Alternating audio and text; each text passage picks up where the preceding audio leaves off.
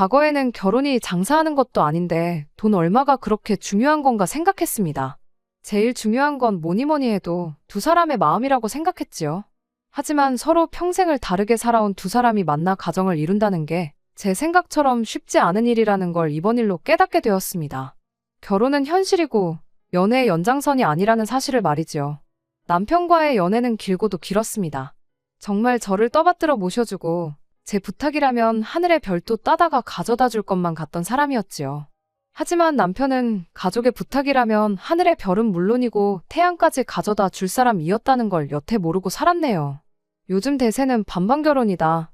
남자가 집을 해와야 한다 그런 이야기. 결혼을 결심하고 난 뒤에 귀에 딱지가 않도록 들어온 말이지만 저는 친정에서 집을 해줬어요.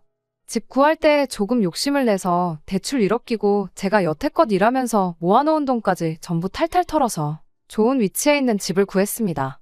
결혼해도 계속 맞벌이 생활을 유지할 계획이었기에 두 사람 벌이로 대출 1억 이자 내는 거 부담 없었고 사실 대출까지 받아가며 욕심을 냈던 이유도 아파트부터 해서 그 주변 지역까지 호재가 너무 많았던지라 그냥 몇 년 살기만 해도 집값이 대출받은 돈보다 훨씬 더 많이 오를 거라는 확신이 있었거든요. 친정에서 집 하는데 돈을 다 해준 이유는 별거 없었어요.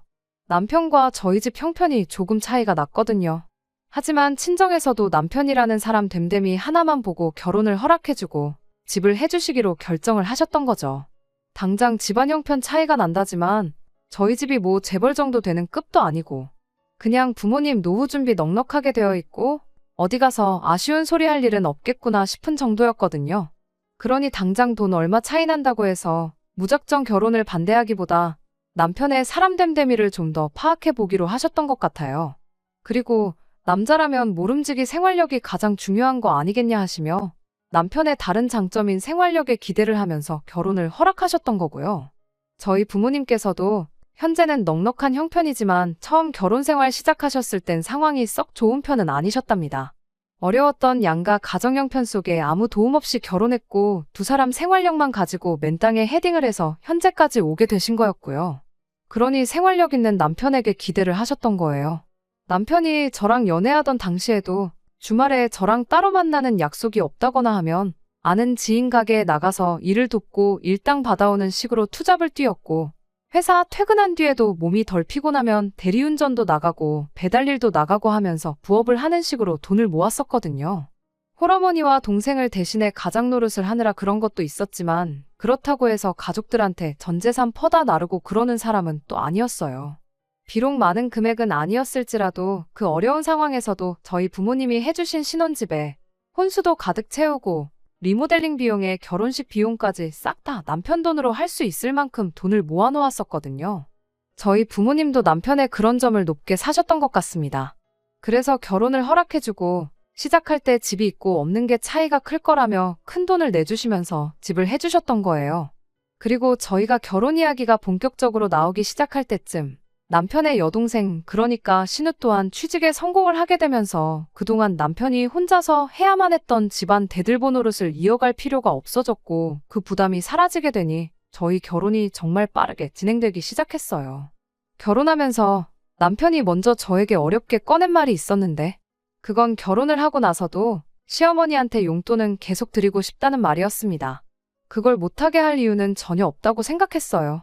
왜냐하면 저도 똑같이 친정부모님께 매달 30만 원씩 액수 얼마 되지도 않는 돈이나마 용돈하시라고 보내드릴 계획이었거든요.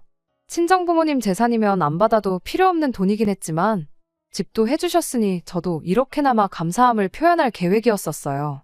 그러니 제가 남편의 결정에 더더욱 반대를 할 수 없었습니다. 저는 해도 되는데 남편은 하면 안 된다고 할 수는 없었으니까요. 아무튼 남편도 저랑 비슷한 금액선에서 용돈을 드리는 걸로 그 이야기를 끝냈습니다.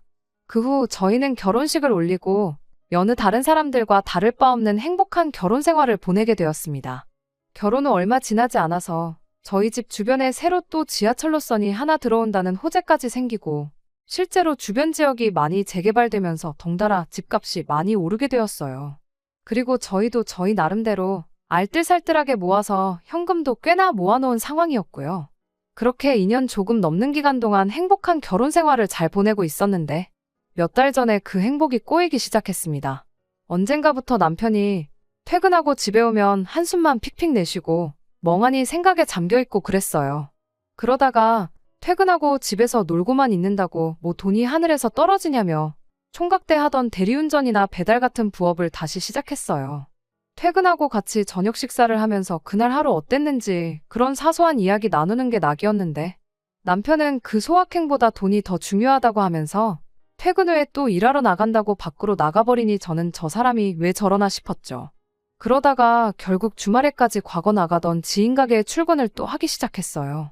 그렇게 되니 하루에 무슨 일이 있었는지 그런 소소한 대화를 나누기는커녕 한 집에 같이 살면서 잠만 같이 잘 뿐이지 얼굴 보기도 힘든 게 마치 룸메이트나 다름이 없더군요.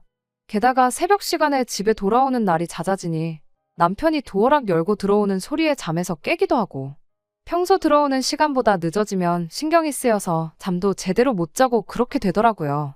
아무리 돈이 좋아도 이건 아니다 싶어서 남편한테 우리 집값도 엄청 많이 올랐고 저금도 상당하지 않느냐. 내가 어디서 돈 더 벌어오라고 시키는 것도 아닌데 왜 그렇게 몸을 혹사를 시키지 못해 안달이냐고. 그냥 여태까지 하던 대로만 해도 우리 사는데 돈 부족할 일 없고 어려울 것도 없다고 너무 조급해하지 말라는 이야기를 꺼냈습니다. 제 말에 남편은 어디서부터 설명을 해야 할지 모르겠다며 이렇게 된 상황에 대해서 이유를 말해줬어요. 다시 부업에 투자까지 시작하게 된 자초지종에는 다른 이유가 있었던 거죠. 알고 보니 신우가 멀쩡히 잘 다니고 있던 회사에서 갑작스럽게 해고 통보를 받게 되었다고 하더라고요. 그러면서 시댁이 현재 생활고로 힘들어하고 있다는 사실을 말해주더군요. 남편이 시어머니한테 용돈을 보내고 있긴 했지만 그걸로 두 사람이 생활을 이어가기에는 턱없이 부족한 액수였던 거죠. 저희가 맞벌이하면서 생활비와 대출이자 그리고 같이 모으고 있는 적금을 제외하고 남은 돈은 서로가 각자 관리를 하고 있던 상황이었어요. 남편 월급이라고 해봐야 월 300 중반 정도 되는 돈이었는데 그 돈으로 공동으로 내는 돈 다 내고 나면 얼마 남지도 않는 상황이었거든요. 시어머니 드린다던 용돈까지 빼면 더더욱 모자랐을 거예요. 그런 상황에서 남편이 마련해야 하는 돈이 이젠 용돈 수준을 넘어서 신우와 시어머니 두 사람 생활비가 돼버렸으니 그걸 혼자 충당하려니 투잡 쓰리잡을 해도 돈이 모자라도 한참 모자랐던 상황이 돼버린 거죠. 보니까 점심도 거르고 그 돈까지 싹 다 긁어서 보내주고 그랬더라고요. 직장인 점심값 해봐야 얼마나 한다고 말이죠. 답도 안 나오는 상황이었고 결혼하면서 그만하기로 했던 대들보 노릇을 다시 하게 된 걸 알게 되니 정말 까마득했습니다. 하지만 그렇다고 당장 가족들이 밥을 굶게 생겼는데 모르는 척 하라고 할 수도 없는 노릇이었어요. 신우가 해고를 당하긴 했지만 아직 나이도 어리고 그간 회사 다니면서 쌓인 경력도 있으니 금방 다시 취직을 하지 않겠냐, 그때까지 당분간만 이렇게 하면 안 되겠냐 부탁을 해오는데 제 월급까지 해서 시댁 생활비를 내주겠다고 나설 수도 없었고 그저 신우가 하루빨리 다시 일자리를 구하길 바라는 것 말고는 제가 할 수 있는 일이 없었습니다. 그렇게 모든 사실을 알게 되고 난 뒤 얼마 지나지 않아 신우의 새로운 소식을 듣게 되었습니다. 그 소식이 신우가 다시 취직을 해서 남편이 더 이상 투잡을 해도 되지 않아도 되는 상황이라는 소식이었다면 더할 나위 없이 좋았겠지만 그런 꿈만 같은 소식은 아니었네요. 아니, 따지고 보면 이게 꿈인가 생시인가 싶을 정도의 소식일 수도 있겠네요. 신우가 해야 할 취업은 안 하고 임신을 했다는 소식이었으니 말이죠. 신우가 결혼해서 가정을 이루고 있던 상황이라면 당연히 축하할 일이었겠지만 그게 아니니 정말 복장이 터질 노릇이었습니다. 신우의 임신 소식과 함께 알게 된 또 다른 새로운 사실이 가관이었습니다. 애초에 신우가 멀쩡히 잘 다니던 직장에서 왜 갑작스럽게 잘렸는지 항상 의문이었는데 알고 보니 해고 통보를 받은 게 아니고 신우가 자기 발로 회사를 나갔던 거였어요. 같은 회사 다니던 직장 동료와 눈이 맞았다고 하더라고요. 문제는 그 직장 동료라는 사람이 애까지 딸린 가정이 있는 남자였다는 거고요. 거의 신우가 회사 들어가자마자부터 그런 사이였던 것 같은데 결국 꼬리가 길어서 들켜버리게 되었나 보더라고요. 둘 중에 한 명이 회사를 나가야 하는 상황이었는데 누가 시키지도 않았는데 신우가 그 사람은 지켜낼 가정도 있고 아이도 둘이나 된다고 모든 책임을 떠안고 자기 발로 회사를 그만뒀다는 거예요. 재미는 둘이서 봐놓고 그 책임은 신우 혼자 지게 되었으니 그것만 해도 답답해 미칠 노릇이었는데 더 어이없는 건 그렇게 회사까지 지 발로 그만둔 신우가 이젠 눈치 볼 게 없어서 그랬는지 회사 그만두고 나서도 그 사람을 계속 만났던 거예요. 신우 아이는 그 사람의 아이였던 거고요. 신우 소식에 시어머니는 머리 싸매고 드러누우셨고, 신우는 신우대로 혼란스러워 보였습니다. 그 아이를 낳고 말고는 다 큰 어른인 신우가 결정할 일이라고 생각했고, 제가 왈가왈부할 필요도 없다고 생각했어요. 제가 달리 해줄 수 있는 건 없었고, 대신 신우한테 일단 비상금으로 가지고 있으라고 남편이 보내주던 생활비와는 별도로 제 돈에서 300만 원 인출해 보내줬습니다. 신우는 그 돈을 받고도 별로 고마워하는 눈치는 아니었어요. 저도 생색내겠다고 보내준 돈이 아니기도 했고, 신우도 그 상황에 심적으로 많이 힘들고 혼란스러울 테니 제 정신이 아니겠구나 싶어서 그걸 가지고 트집 잡고 그러지는 말자 생각하고 그냥 넘어갔습니다. 그 날로부터 2달이 지났는데 신우에 대한 별다른 소식이 없는 걸로 보아 신우는 그 아이를 낳기로 결심을 한 듯 보였습니다. 하지만 저도 여기서 냉정하게 하나 짚고 넘어가야 할 일이 있었으니 그건 남편이 보내주는 생활비 문제였습니다. 남편이 몇 달 동안 투잡까지 뛰어가면서 대주던 생활비를 그만해야 될 때가 왔다는 생각이 들었거든요. 신우가 그런 결정을 내린 건 자기가 책임질 수 있으니까 가족들과 아무런 상의도 없이 그런 결정을 내렸던 거 아니겠어요? 물론 몇 배로 더 힘들게 하겠지만 가정이 있는 오빠 돈으로 자기 아이를 키울 생각은 당연히 아닐 거라 생각했고, 어쨌든 시어머니가 집에 계시니 아이를 돌봐주실 수 있을 테고, 신우도 알바가 되었든 새 직장이 되었든 뭐라도 시작하지 않겠나 싶었거든요. 남편한테는 신우 상황은 이해하지만 신우 애까지 우리 돈으로 키워줄 수는 없는 노릇이지 않냐며 잔인하게 들릴진 모르겠지만 이제 시댁에 생활비 대주는 건 그만했으면 좋겠다고 솔직하게 말을 했어요. 시어머니 용돈 보내드리는 것까지는 뭐라고 하지 않겠지만 그렇게 할 거면 제가 남편 통장 관리를 직접 하겠다고 말했습니다. 제가 지속적으로 확인하지 않으면 또 점심값이고 뭐고 여유자금 생기면 싹 다 시댁에 보내줄 것만 같아서 꺼낸 말이었고요. 남편도 면목이 없다면서 제 제안에 선뜻 그렇게 하겠다고 대답해왔습니다. 오히려 지난 시간 동안 시댁에 생활비 보내주는 걸 이해해줘서 고맙다고 말해줬어요. 내 가족한테 돈 주는 게 곶감냐는 식으로 나올까봐 걱정했는데 그래도 제가 이해해주고 있었다는 사실을 알고 저렇게 말하니 다행이라고 생각했고, 저희도 이제 다시 정상적인 생활로 돌아가겠구나 싶었습니다. 실제로 남편도 그 이야기가 끝나자마자 부업도 그만하고 주말에 나가던 투잡도 그만뒀었거든요. 몇 달 맘고생한 만큼 다시 행복한 결혼 생활로 돌아가겠다는 생각에는 그 어떤 의심조차 들지 않는 상황이었어요. 그리고 나서 얼마 지나지 않아 친정부모님한테서 좋은 소식을 하나 듣게 되었습니다. 친정부모님께서 점 찍어둔 부동산이 하나 있는데 저희가 관심이 있다면 그걸 양보해 줄 테니 어떻게 잘 굴려보라는 연락이었어요. 결혼 생활 3년 하면서 저희 집값이 많이 오르기도 했고 저축해놓은 돈도 상당했으니 그냥 은행에 넣어두는 것보다 뭐라도 해보는 것도 나쁘지 않겠다는 생각이 들던 차여서 관심이 가더라고요. 특히나 저희 부모님이 부동산으로 워낙에 재미를 많이 보신 분들인데다가 나름대로 부동산을 고르는 데 있어서 깐깐한 기준이 있고 안목도 있으시거든요. 그런 친정부모님이 자식인 저한테 추천해주는 부동산인데 당연히 실패는 없겠다는 확신도 있었고요.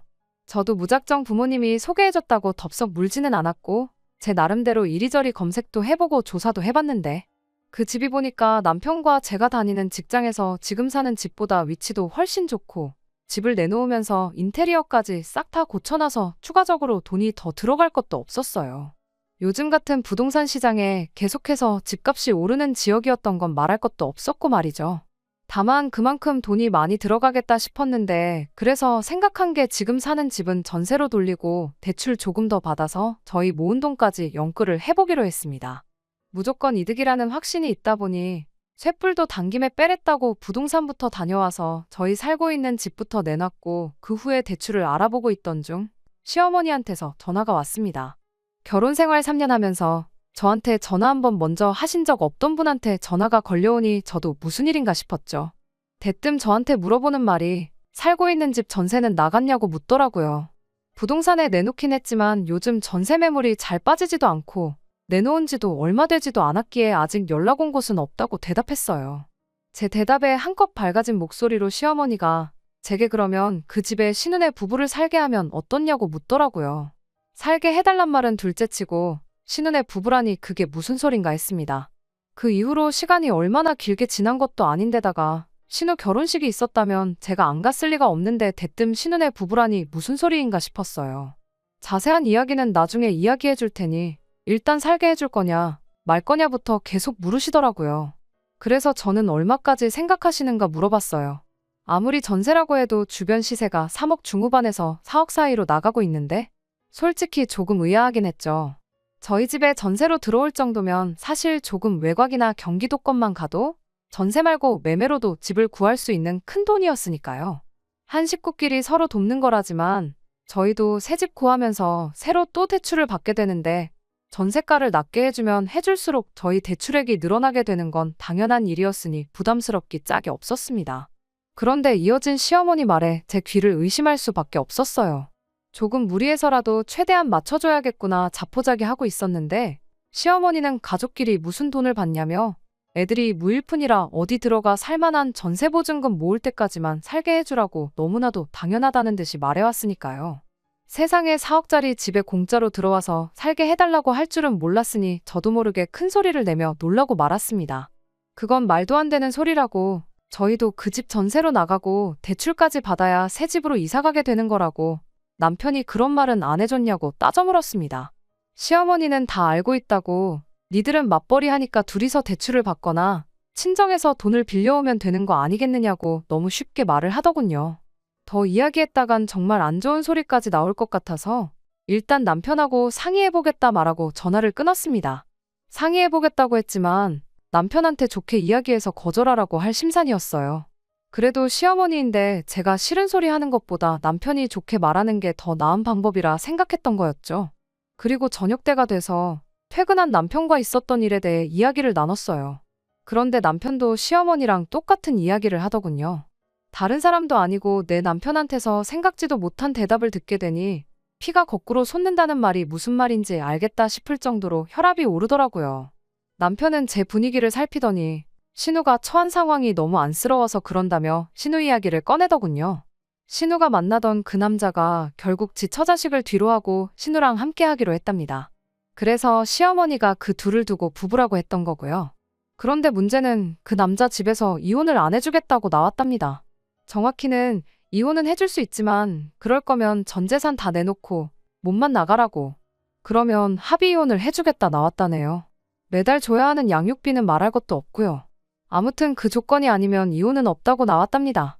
그 와중에 신우는 정신 못 차리고 무늬만 아빠는 싫다고 해달라는 대로 다 해주고 이혼을 하라고 강요를 했고 결국 그렇게 두 사람은 결혼식은 일단 미루고 살림 먼저 합치게 되었다는 거예요.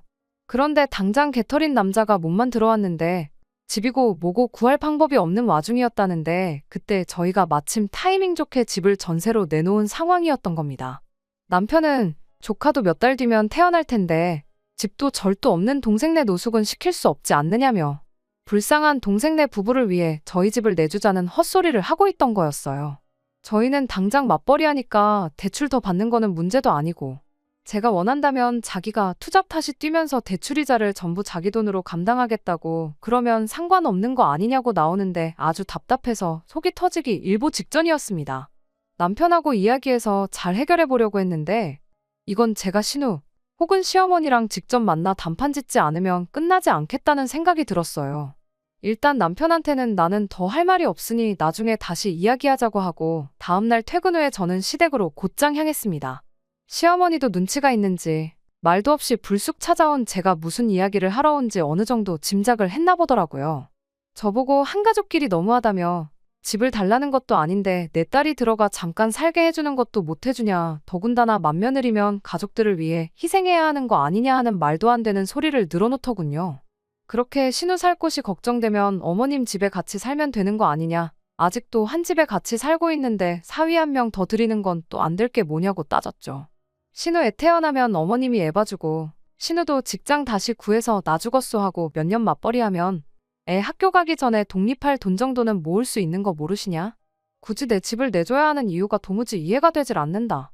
처음에는 저도 대화로 다른 해결책을 모색해볼 요량으로 제 생각을 이야기했는데 시어머니는 제 말에 그 집이 어디 네 혼자 집이냐고 제 말에 꼬투리를 잡더라고요. 설마 남편이 인테리어 비용한 거랑 혼수해온 거 가지고 소유권을 주장하려는 거냐 따져 물었어요. 그 말에 어디 그뿐이겠냐며 여태까지 대출도 같이 갚아오지 않았냐고. 네 혼자만의 집이라 생각하지 말거라 하는 겁니다. 대출이라 봐야 1억 받은 게 전부고 3년 동안 갚아봐야 얼마나 갚았겠냐고. 아직 반이반도 안 갚았는데 6천 들고 와서 4억 집이 공동소유라고 주장하는 게 말이나 되냐고 따졌죠. 인테리어 비용 2천에 혼수랑 여태까지 남편이 갚은 대출이자 당장 다 돌려주는 거 일도 아니라고. 지금 제가 여기까지 찾아온 이유는 내 집에 신우 살게 할 생각 없다는 거 확실하게 하러 온 자리니까 이야기 길게 하지 말자고 말했습니다. 시어머니는 제 말에 대답도 안 하고 지금 내 아들 내쫓는다고 협박이라도 하려는 거냐며 너 니네 부모한테 가정교육 그렇게 받았냐고 아주 싸가지가 없다고 따지고 들더군요. 부모님 이야기까지 나오는 걸 보니 상황이 갈 때까지 간 것 같았고 더 되돌릴 수도 없겠다는 생각이 들었습니다. 그래서 저도 여과 없이 시어머니한테 한마디 했어요. 어머님이야말로 신우 가정교육을 어떻게 시켰길래 저 모양 저 꼴이냐. 멀쩡히 가정이 있는 남자 꼬시다 걸려서 직장까지 잘렸으면 거기서 적당히 하고 멈춰야지. 뭘 잘했다고 그 꼴을 당하고도 그 남자를 계속 만나다가 한 집안을 풍비박산을 내놓고 이제는 지 오빠 결혼 생활까지 파탄을 내려고 하고 있지 않느냐고. 저도 할 말 못할 말 가리지 않고 따발총 마냥 쏘아댔어요. 시어머니 얼굴이 시뻘개져서 곧 뒷목이라도 잡을 기세로 부들부들거리고 있더라고요. 돈 관리를 어떻게 했길래 신우 직장 잘리자마자 아들한테 투잡 쓰리잡을 시켜가며 생활비를 받아낼 때 알아봤어야 했다. 쉬지 않고 제 할 말만 계속 쏟아냈습니다. 집안까진 들어가지도 못하고 현관문 앞에 서서 시어머니랑 설전을 벌이고 있는데 벼랑간 벌컥하고 현관문이 열리는 소리가 들리더라고요. 반사적으로 고개를 돌렸는데 거기엔 남편이 서 있었습니다. 시어머니가 제가 찾아온 걸 보고 문 열어주기 전에 남편한테 전화부터 했었나 보더라고요. 그 전화를 끊지 않고 내버려둔 건지 시어머니랑 저랑 싸운 내용을 남편은 전화기 너머로 다 듣고 있던 상황이었나 보더군요. 그리고 그 자리에서 남편은 제가 아닌 가족을 택했습니다. 평생 저한테 화 한 번 낸 적 없는 사람이었는데 저를 향해 고래고래 소리를 치더군요. 어디 어른한테 말버릇이 그따위냐고 하면서 당장 무릎 꿇고 빌라고 하길래 무릎 꿇고 빌어야 할 사람이 누군데 이러냐 당신 뜻이 뭔지 잘 알겠다 말하고 그 길로 시댁 현관문 밖으로 뛰쳐나갔습니다. 남편은 본능적으로 뭔가 잘못되었다는 걸 깨달은 건지 1분도 걸리지 않아 쫓아나와선 차가운 아스팔트에 두 무릎을 꿇고 싹싹 빌기 시작했어요. 이제 와서 무릎을 꿇는다고 뭐가 달라지겠냐. 그냥 당신은 하던 대로 가족들 대들보 노릇이나 하라 그러고 무릎 꿇은 남편을 뒤로 하고 제 갈 길을 갔습니다. 그러니 이제는 시어머니까지 쫓아나와 제 팔을 붙잡고 그제서야 없던 일로 하자면서 저보고 일단 집에 들어와서 이야기 좀 다시 해보자고 하더라고요. 더 이야기할 게 뭐가 있냐. 있어봐야 신우한테 뭐라도 하나 해주자는 소리지 않겠냐 말하고 나는 그 꼴을 보고 살 인내심이 없다고.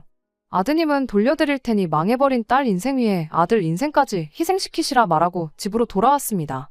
그 후로 집까지 쫓아온 남편이 자기가 앞으로는 자기 가족들 뒤로하고 저를 위해 살겠다며 계속 빌길래 당장 시댁 생활비 보내준다고 하루에 4시간만 자면서 투잡 쓰리잡도 마다않는 사람이 그게 가당키나 한 소리냐고.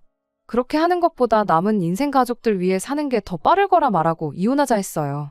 이혼 안 해줄 거면 시어머니랑 신우한테까지 위자료 소송 걸고 당신이 그동안 벌어놓은 돈도 가능한 대로 최대한 다 뜯어가겠다 했더니 그제서야 조용해지더라고요.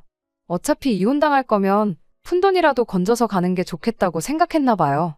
결국 남편은 소원대로 지 가족들 대들보 노릇 다시 할 수 있게 가족들 품으로 돌려줬습니다. 털어봐야 땡전 한 푼 안 나올 시어머니랑 신우한테 소송까진 걸지 않았어요. 돈 몇 푼 더 받겠다고 그 집구석 인간들 얼굴 더 보는 것보다 후딱 끝내버리는 게 정신건강에 더 좋을 것 같다고 생각했거든요. 결혼했으면 와이프부터 챙겨야지. 가족들 그렇게 걱정됐으면 애초에 결혼은 왜 했는지 모르겠네요. 그렇게까지 생각하고 싶지는 않지만 나중 가서는 제 돈으로 가족들 부양하자고 했을 수도 있겠다는 생각을 하니 이렇게 이혼해버린 게 차라리 잘 된 건가 싶을 때도 있네요. 끝까지 들어주셔서 감사합니다. 오늘의 사연은 여기까지입니다. 구독과 좋아요, 알람 설정 부탁드리고 더 좋은 사연으로 다시 찾아뵙겠습니다. 감사합니다.